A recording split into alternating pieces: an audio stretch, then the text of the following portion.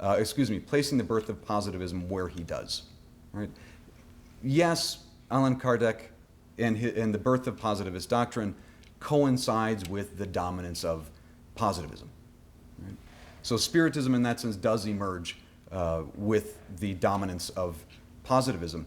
But what Marinho is implying is that the rise of Spiritism is due exclusively to the consequences of the application of positivist methodology. And that the counterpart to that is the sort of demystification and the voiding of meaning of reality that accompanied the rise of positivism and its defeat of religion, that the spirit world intervened in order to restore that. What he leaves out is all of the other aspects that contributed to the rise of Spiritism. Right? This much longer set of esoteric traditions that Spiritism was really, really clearly drawing from, and you can sort of map out these different schools. The most recent, or the one most immediately before Spiritism being Mesmerism, you can map these out, and his argument essentially starts to fall apart the minute you can find one sort of parent of Spiritism that predates positivism. Right? If you can find one that predates Comte, then this idea that Spiritism is the exclusive offspring of positivism stops really being all that convincing. And it's extremely hard for me to believe that Marinho wasn't aware of this. Given all of his other writings, he had a good sense of the origins of Spiritism and Spiritist doctrine. It seems that that's where the sleight of hand resides, not in a sense of shared methodology or shared understanding of how knowledge accumulates with positivism, but rather his sleight of hand in placing positivism as exclusively emerging from, placing Spiritism as emerging exclusively from positivism. Okay. All right, so this is part of how I'm starting to approach the constitution of authority, both in terms of science, but also in terms of Spiritist religion. In more speculative terms, the idea of why does positivism fail?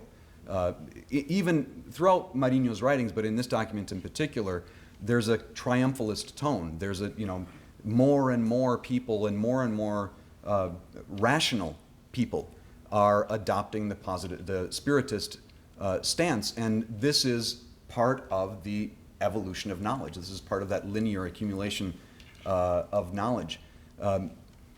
But then this doesn't happen. This actually doesn't happen. Spiritism starts to fairly rapidly fragment and decline in the 1920s, shortly before Marinho's death. But with that said, it's not dead. Right? I was at a Spiritist session in Constancia, the organization he founded, in August, and on a weeknight there were 75 people there. So it's definitely not dead. Marinho continues to write. He died in 1927 when the Argentine Spiritist Confederation inaugurated their new building in 1932. He gave one of the inaugural addresses, right, channeled through a medium. And in 2010, he published a book called Prosigamos, which you can get in the iTunes bookstore. Right? And the reason that it's not written, in Marinho's sort of late 19th century, early 20th century tone, is that Marinho decided that when he was channeling to a 21st century audience, he should probably update his language. Right? So there's a very, very understandable explanation for why it doesn't sound quite like Marinho. There are also many offshoots of Spiritism, things, organizations or currents that are linked fairly directly to Kardecist Spiritism. The two biggest of which are the Escuela Científica Basilio, an organization that is extremely wealthy, fairly secretive, very well organized, and has a very significant membership. And then the other is a less organized but probably more numerous following of a woman who has become a kind of popular saint after she died, a woman named Madre Maria, who cast herself as a kind of engaged in a refounding of Christianity.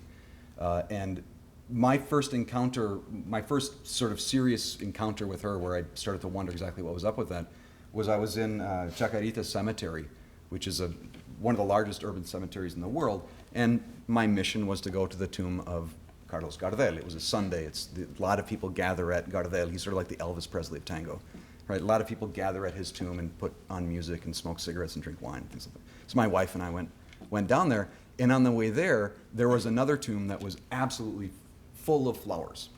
And as we were sort of watching people come and go, there was a lot of foot traffic at this tomb. A very wealthy woman in a Mercedes-Benz pulls up right in front, puts a huge display of flowers, offers some kind of prayer, jumps in her car and runs off. And I thought, who is this person? Why are people coming to see her and not Gardel? I mean, why would you? And Gardel is just right over there. But there were far more people coming to her tomb. So that's still there. And you have a number of other schools. And parapsychology, the sort of investigative aspect of the world beyond, still attracts very rational, skeptical people. In fact, one of the archivists that has been an absolute gift to me in terms of his collection of material is an absolute skeptic. But he really thinks that if there's something to it, it's worth testing.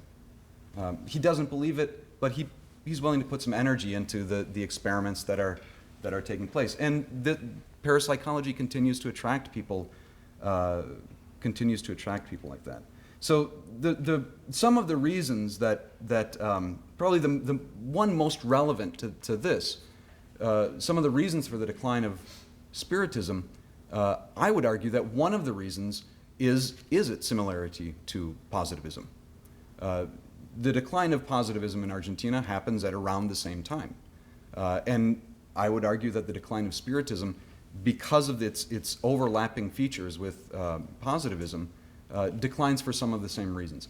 And the first and probably most practically important of this decline is simply the inability to sustain the notion of linear progress. First after World War I and then after World War II. It just becomes a really, really difficult thing to sustain that humanity is becoming more and more perfect. That yes, we're accumulating knowledge and that's for good. It also, for Spiritists particularly, it poses the problem of if spirits are all evolving in a sort of a forward direction toward perfection, how do you explain this sudden spike in evil? How do you explain this sudden spike in delusion?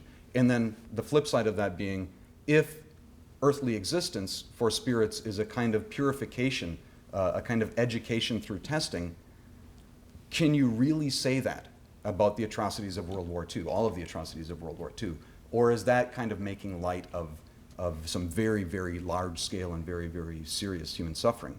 So I think that actually plays a significant role in the decline of Spiritism. And then finally, part of it is a kind of retrenchment in the face of the onslaught of the sciences and the professionalization of the medical and psychiatric communities in the 19-teens in particular. One of the main attractive features of Spiritism was what was called healing mediumship. People who were sick, who couldn't be cured through medicine, would go to a spirit medium. The spirit medium would contact the spirit world, find out what was wrong, give some sort of instructions on what should be done, or even in some cases directly heal the person.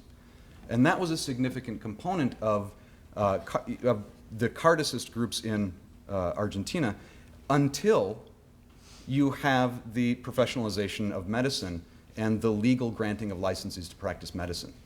And there, the danger for sort of the more respectable spiritists like Cosme Marinho was that you essentially are engaged not with people who are a bunch of frauds and collecting money, which he was horrified by, but also you're exposing yourself to this charge of practicing medicine without a license. And the only way you can get around it is by basically not really doing anything, just sort of doing things that no one would consider healing intervention, but then you're not doing anything that people would consider healing intervention. And what this does is it leads to a kind of split, a split in a fragmentation of Cartesist spiritism.